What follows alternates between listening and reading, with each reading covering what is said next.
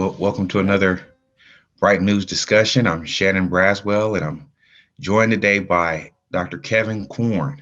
And today we're going to be talking a little bit about Rene Girard, comparative religion, um, historical criticism, and Buddhism. So, Buddhism. without further ado, Dr. Corn, how you doing?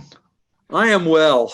Um, and I guess I should say that I'm glad to be doing this. Yeah. I recently retired after about 30 years of teaching, 30 Mhm. some years of teaching. And um, this is the stuff that's kept me curious and interested for most of my life here. So I'm glad to be back with somebody listening to me anyway. Yeah, yeah. It's a pleasure to have you here. I like to you know, dabble in listening to, various scholars and things like that. It almost seems like there's a lot of, I guess if you want to call it, disciples of mimetic theory, Uh-huh. uh, and a lot of people with different ideas. They kind of go, into different areas, try to find their niche or something like that they can, use mimetic theory and ideas of, violence and religion, stuff like that, Absolutely. but Absolutely.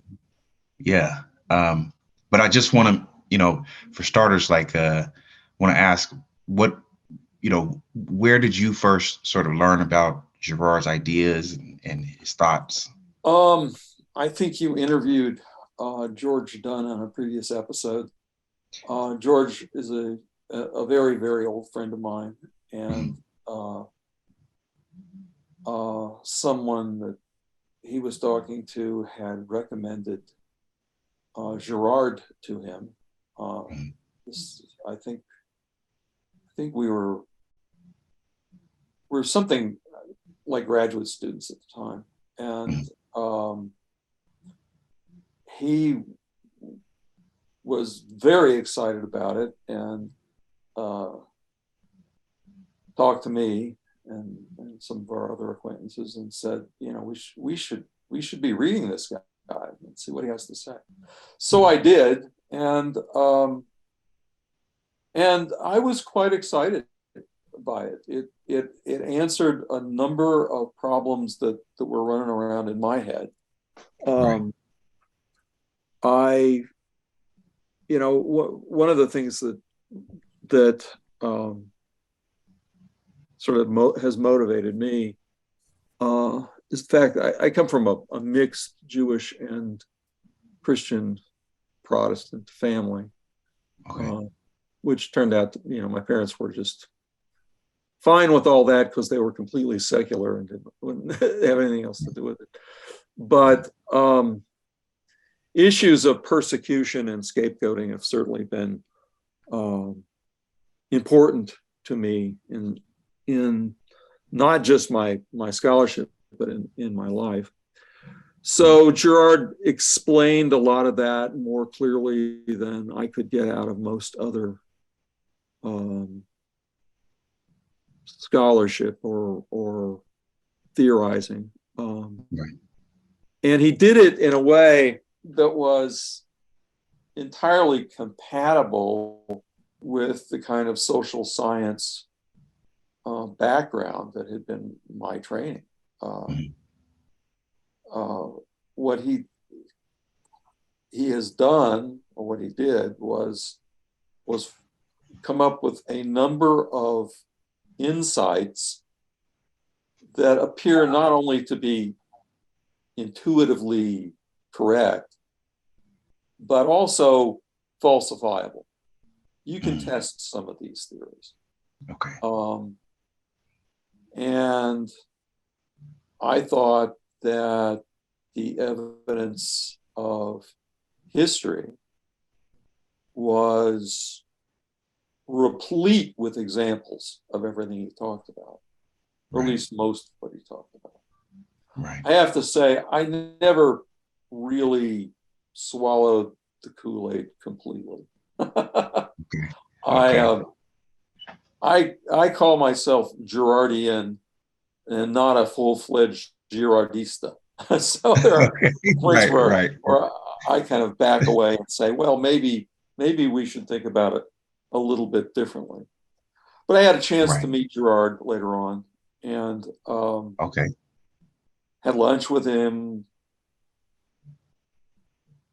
put Yeah. the screws to him that, on some questions that I thought were not well answered. One of Mm. which had to do with Buddhism, because Okay. I was convinced that while Buddhists used completely different language to talk about this, with Mm. an entirely different set of assumptions about human beings and the world, etc., that Buddhism was trying to answer many of the same questions, and had done so in a slightly different, culturally determined way. Right. Um, he never really replied to me on that Okay. subject. He said Right. he was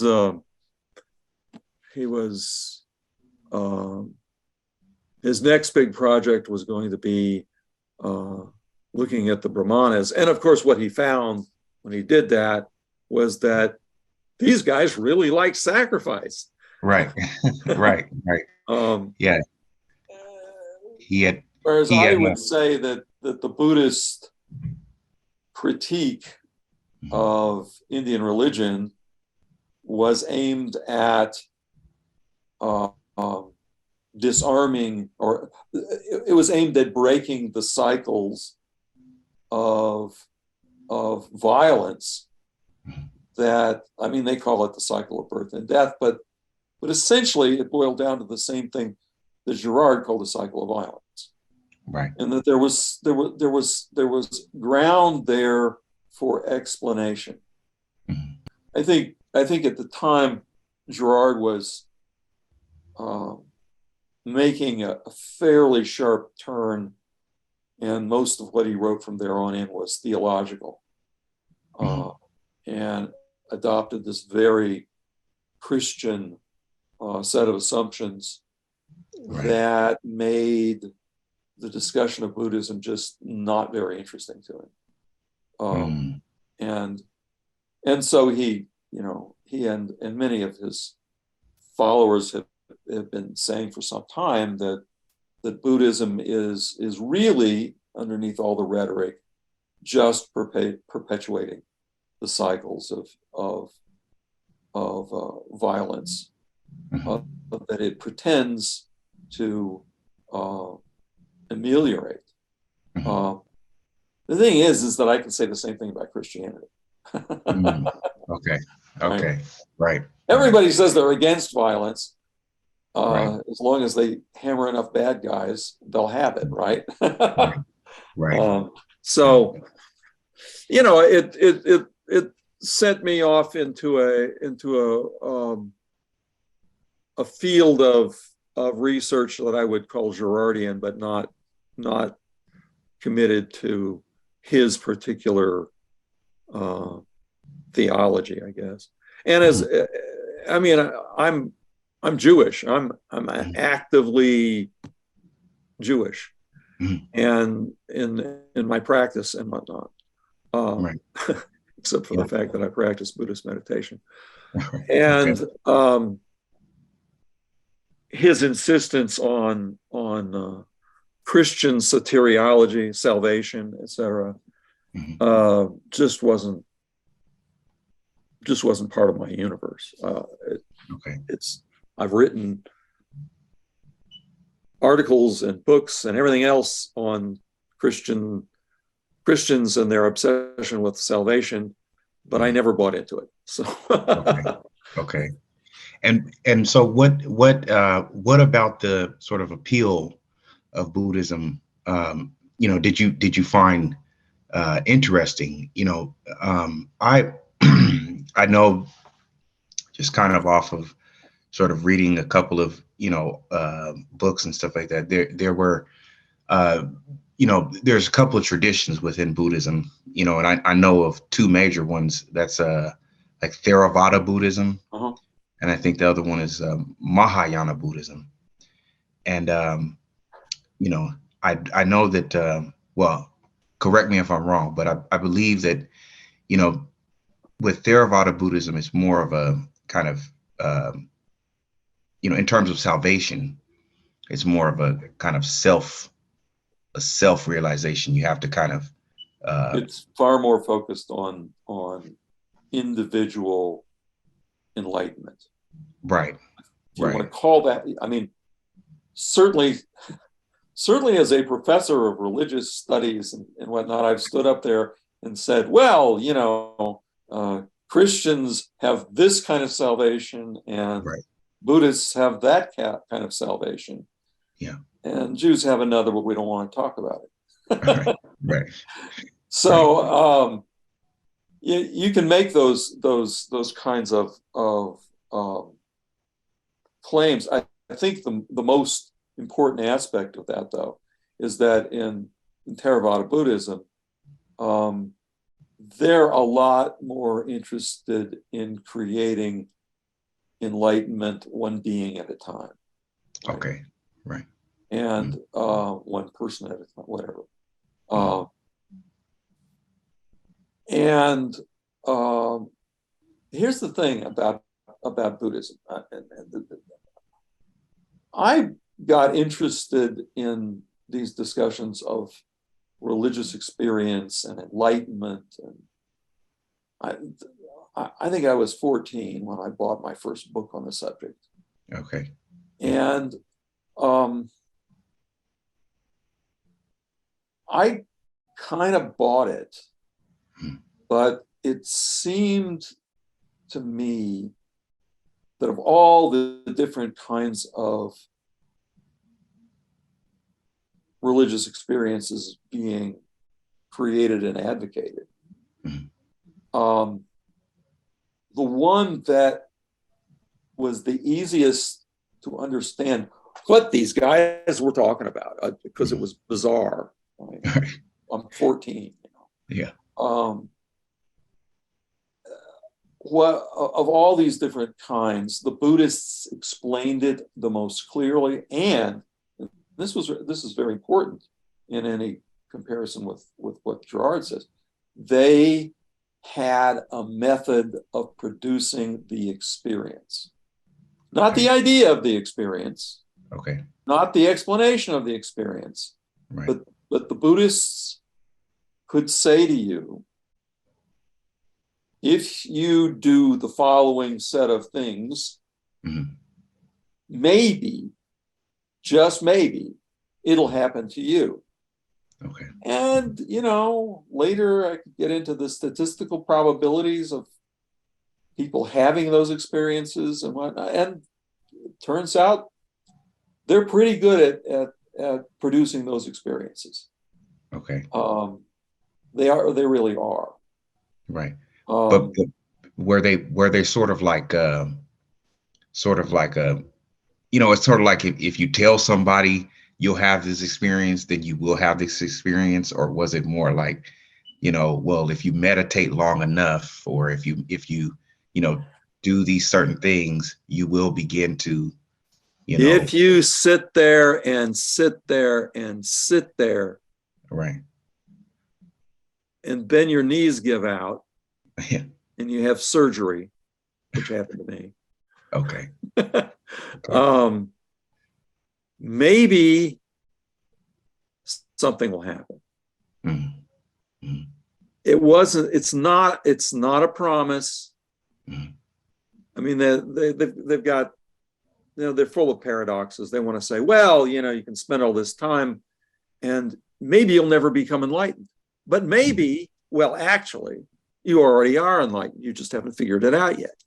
right. And they play all these ping pong games with your head, and that's part of the process. Mm, Absolutely. mm, But I meditating Buddha, not just the Theravadins, but all these guys who say, sit there and wait for something to happen. Mhm. Watch your breath, in, out, back, forth, whatever. Mhm. They have a pretty good batting average. It's real. Mhm. It might seem low, but it definitely seems impossible when you're sitting there. Right. But here I am. Mhm.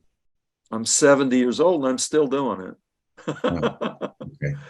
Okay. um, Yeah. Wow.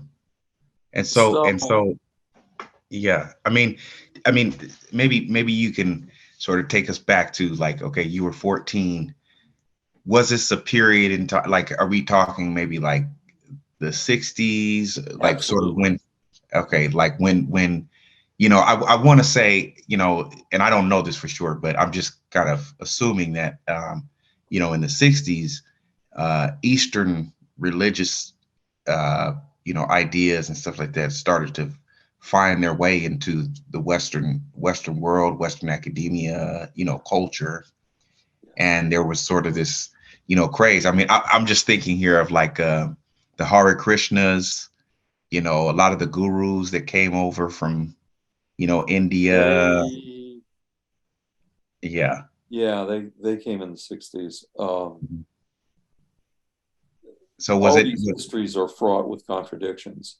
Okay. One of the things that happened is that um, at the end of World War II, we Mhm. had a whole lot of occupation troops Mhm. stationed in Japan and some other Buddhist countries, but Okay. mostly Japan, right? Right. Um, they didn't have a lot to do. They'd won the war. Right. Japan was a wreck. Right. Some of them ran into Zen Buddhism Okay. in Mhm. Japan Mhm. and came back and talked about it. Okay. Or they got out of the army and stayed there, Right. uh, and then came back as Buddhist teachers. Okay. And that created a ferment in American intellectual artistic groups in the 50s. Right. Um, and that kind of blossomed in the 60s. And of course, this doesn't sound all that wonderful Mhm. now, but at the time, one of the things that was going on was that uh, hallucinogens had been introduced into America's sort of marginalized, I shouldn't say marginalized, the same people, intellectuals and artists, were starting Right. to take things like LSD, mescaline, psilocybin, just a few. Mhm. Uh, and what they said, what a lot of them said, was that Buddhism provided them a practice by which they could stabilize their experience of the Okay. divine. They encountered it with LSD or Okay. mescaline. They encountered it, but they it, they couldn't control it. It was you know it was an existential crisis in a pill, and Right.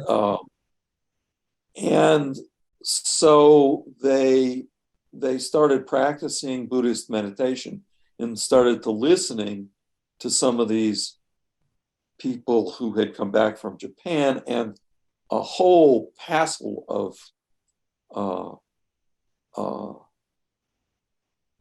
Buddhist and Hindu teachers that Mhm. showed up in America at the time Mhm. who laid out ways of thinking and talking about these experiences that Mhm. seemed to make a great deal of sense.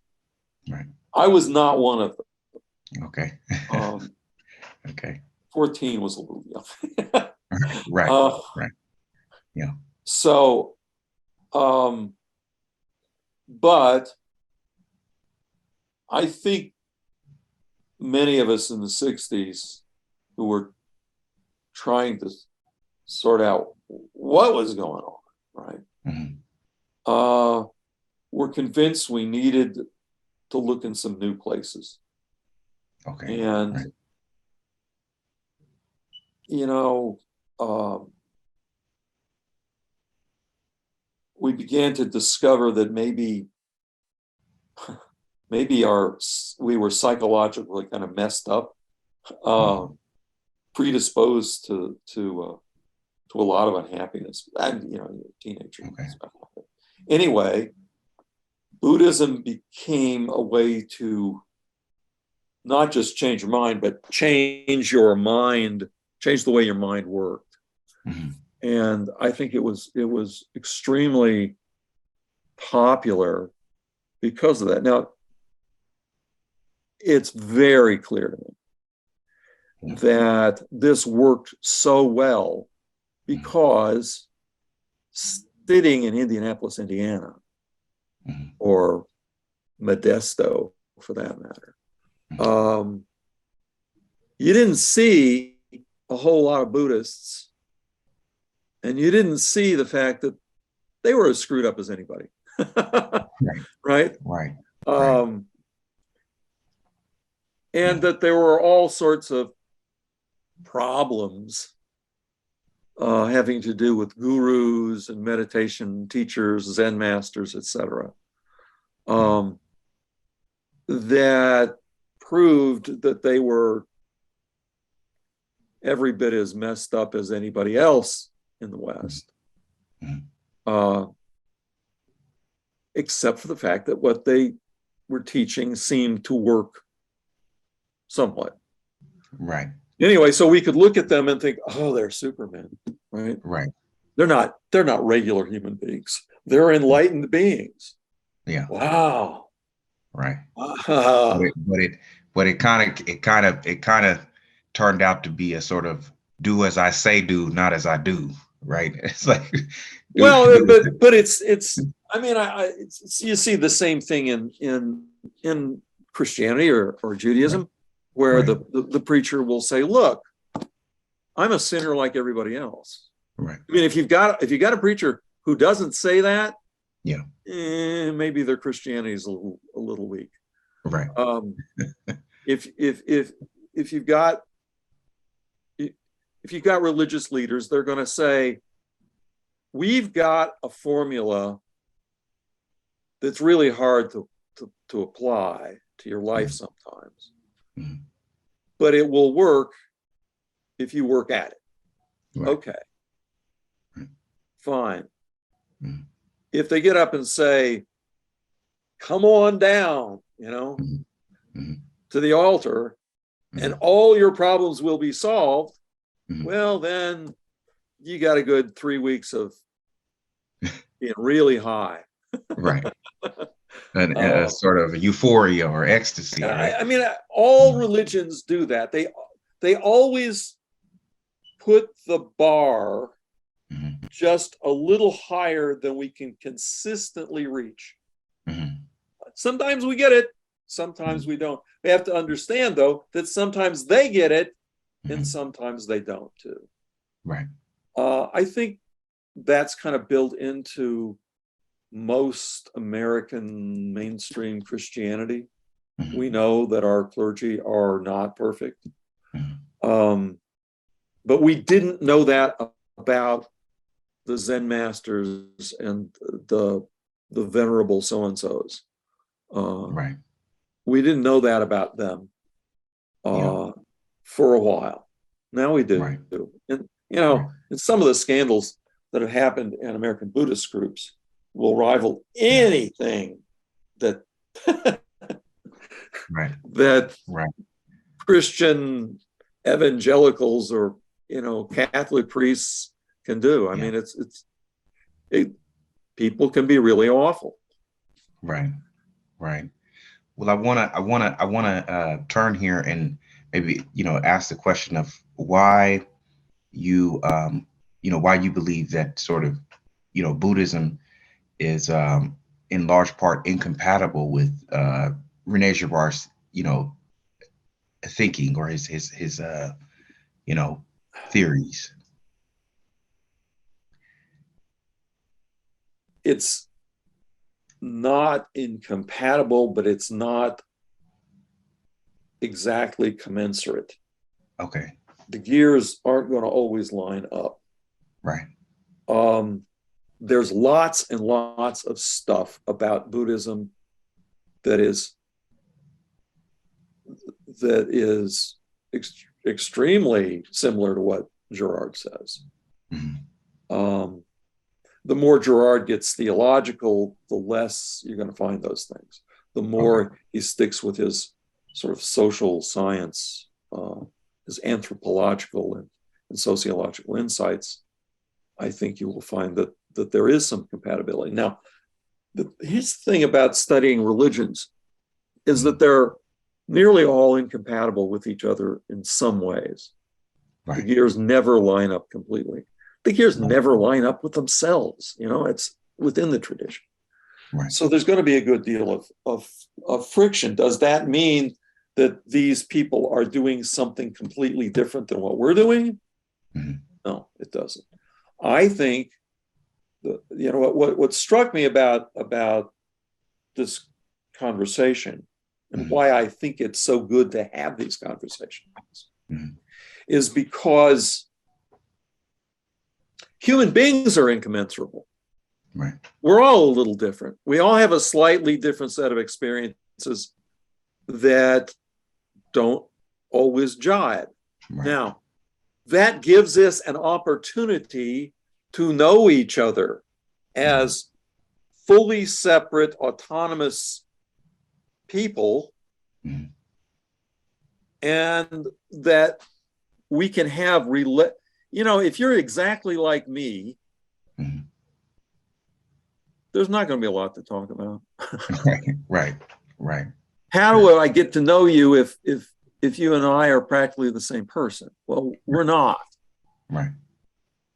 I think that the magic happens when people who don't agree about everything, but agree about enough things, like, gee, turning human beings into burnt hamburgers, bad idea, we should stop. If we Right. can agree on that much, Right. maybe we've got a basis to sit and talk a great deal. Mm-hmm. I met Girard at a conference on mimetic theory in Judaism. Okay. Mm-hmm. And I'm, and in talking to him, listening to him for 3 days or whatever it was, Mm-hmm. I became quite convinced that he wasn't really enthusiastic about it. But an enormous number of his students, Mm-hmm. his most important advocates, etc., were Mm-hmm. Jewish. Right. And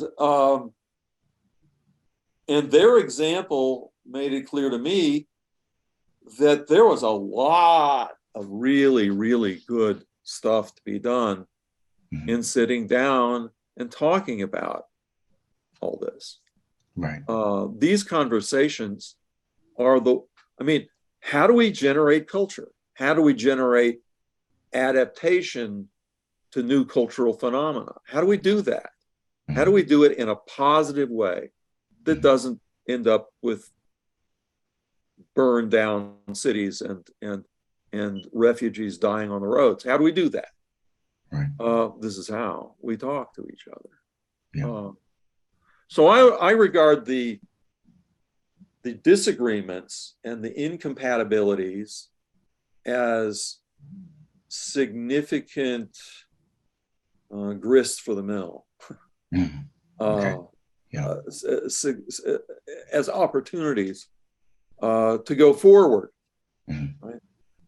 Mm-hmm. That puts us up against some problems that we have in our religious thought, in which, if somebody writes it down and a convention votes on it, Mm-hmm. you can't talk about it anymore. It's like, oh, that's settled. Right. Those people, they haven't gotten that yet. And until they do, we won't talk to them. Yeah. That's not it. That's not it. The questions are never really settled. Right. That's what makes religion so incredibly fascinating to me. I mean, after, studying it all these years, I started, when I was an undergraduate, this is like 1971, 72. I got interested. I thought, wow, I don't really understand this religion thing. It's really strange. Right. It's way bigger than I thought. Yeah. I'm going to do all, from there on, all my research projects for every class I took went into religion. Not in physics, but Yeah. in my major, etc. I was studying the way religion worked. Right. And I've been doing it till now, from the time I was 19 or 20 till now. So that's like 50 years. Wow. Plus a little fooling around with it earlier. Anyway, the differences are wonderful. Right. Right. The differences only turn out to be bad when somebody points their finger at you and says, well, you're going to hell, and I'm going to help that happen. I'm gonna help facilitate. Exactly. As a Jewish kid, as a Jewish person, I have no problem with religious. If somebody wants to tell me, if you're a evangelical hardcore Baptist, and you want to tell me about how Jesus Christ came into your heart and changed you, and now you're Jesus Christ is your Lord and Master, I'm all ears, man. I want to hear it. You're singing a song I want to listen to. Right. It's only when they point at you and say, well, I'm saved and you're going to hell, that you got to start looking around. Well, that does sort of, I think, beg to question, this, I guess from an academic point of view, when talking about universities and how they, sort of, for instance, say, comparative religion or historical criticism, right? I think a lot of people who take the Judeo-Christian, worldview seriously as sort of, embedded in our way of thinking about, the cosmos and teleology and whatnot, perhaps they see the idea of comparative religion or historical criticism as a way to scapegoat the Judeo-Christian theology, right? Oh, absolutely. And I mean, I talk to people all the time who will tell me that they have liberated their minds from the chains of religion, and now they can think and see clearly, not like those religious yahoos across the room, right? Right. And those people are nothing like us, and all that kind of stuff. We all engage in scapegoating the other. Gerard's great insight here is to say that groups find their solidarity in defining themselves over and against some scapegoat class, some other group, some minority, Right. We all do that. Right. We all do that. Right. Reading it through my neighborhood email list, and the people at the top of the hill were making nasty remarks about all of us at the bottom of the hill, right? Right. Yeah. We'd finagle so the county fixed our streets first, or something like, it just goes on and on and on. And sometimes it's okay,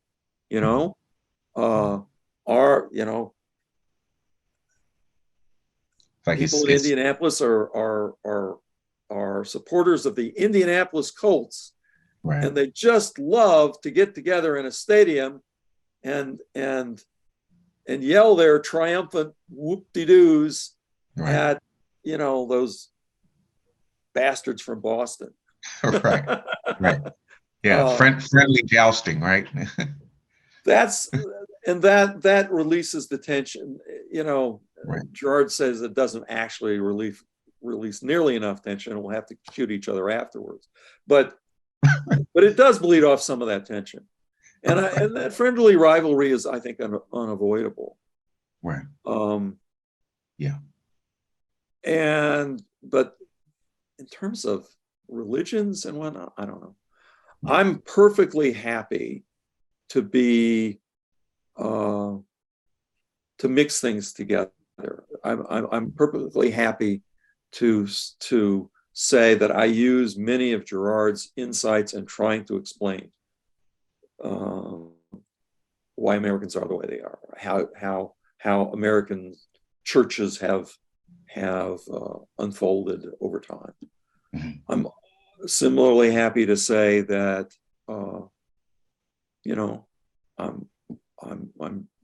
I'm Jewish, Mm-hmm. and force myself to stop knocking the Jews who go to the other synagogue. Right? This is the world that we live in. We have to talk to each other across lines, and one way or another, this is Gerard again, we're going to create our sense of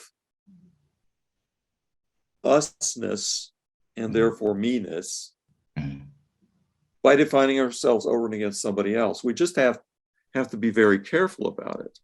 Right. Now, he wants to say, he wants to resolve this problem in a kind of salvation, a collective soteriology, in which Jesus comes back and we all sort of say, "Oh, I was wrong about that." Well, yeah. I guess I'll go along with it, or I'll fight it and then go into the pit. He wants to suggest a Christian resolution to the whole tension. Mm-hmm. I want to say, and this would get me in trouble in our circles. I want to say, let's surf that tension. Let's play with that tension and take it as far as we can in a peaceful direction. Let's use his insights to be conscious of ourselves and maybe set up social mechanisms that diffuse these tensions before they become lethal. Or just uncooperative. The political tensions in America are insane right now, because the issues are not really what's at issue now. It's just who do you get to dominate, and who might be dominating you secretly behind our backs. Right. Wow. Yeah. That's very insightful. I mean, I know this. There's this idea of like, Gerard didn't coin this term, but there's the idea of the friend and enemy distinction. You have. Well, I think it came from Carl Schmitt. Carl Schmitt, that Nazi guy. Yeah. Yeah. Well, he wasn't wrong. The question is, how do we formulate those distinctions? How do we ameliorate and compensate for those distinctions? Right. How do we live with them? I'm not going to convince everybody to be like me, and if I did, it would be terrible. I would be so bored, Right. We're all kind of like sheep following. We're never going to convince the Chinese to be like us. Right. And they're never going to convince us to be like them. I mean, it could happen, I suppose, but it's very unlikely. Can we live with each other? Sure. If we choose to, unless our leaders decide on either side that they're going to get more mileage out of conflict than they do out of of engagement, cooperative. Right. Um, Right. Yeah. Yeah. Well, I mean, lastly, I want to, I mean, that brings me to, this idea of, there are, I suppose, different world cosmologies like the Sinosphere, the Endosphere, the Abrahamic sphere, right? And you can kind of see it in these various regions. You think about like, I guess you talk about the Sinosphere, maybe like, Japan, Vietnam, well, China, people who speak Korea. Sinic languages, Right. uh, Right. and who have assimilated, large amount of Chinese culture and Right. whatnot. Yeah, they're going to be different, and those differences will not be erased in at any foreseeable time. We Yeah. can't predict that, and we Yeah. can't even work for that. Right. Right. Yeah.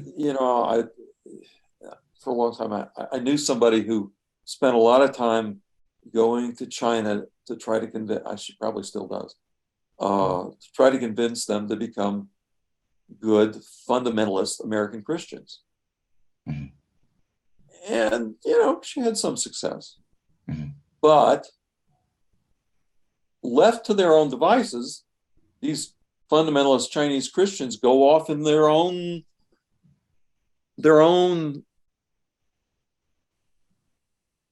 Path. at their own angles determined by their own internal concerns. Right.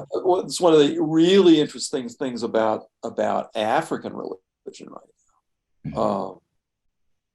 Mhm. Once you chased out all the colonials, right? Mhm. And you stop taking orders from people sitting in Rome or London or New York, Mhm. then you could then these folks have come up with whole new ways to be Christian, which are pretty interesting and Mhm. not inauthentic. Yeah. Yeah. Should we celebrate that, or should we say, oh God, we have to stop this? It's a Christian heresy. polygamists, stuff like Yeah. that. Yeah. Yeah. Well, Dr. Corn, I want to thank you again. I know you're a busy just man, so I just call me Kevin. I'm okay. All right. Well, Kevin, I appreciate you taking the time to talk with me. It's been a pleasure. And I okay. hope we can find some time to, do it again and maybe have a longer conversation. Maybe Okay. I'll get George in here too, we can. That's entirely workable. All George right. and I have been arguing about this stuff for 30 years. Yeah. Yeah. I'm going to talk to him about, um, historical philosophy or the philosophy of history and the relationship between Leo Strauss and Rene Girard. So, Oh, well, that's his great passion. yeah. So, Yeah. yeah. Okay. Well, thank you so much for joining me once again. I really Well, appreciate it. thank you for it's been fun. All I need right. more fun. Yeah. Me too. Me too. Okay. Well, you Have a keep good doing day. what you're doing, and I'll talk to you later. Okay. I appreciate that. Will do. Thank you. Thank you. See you. Okay. Ciao.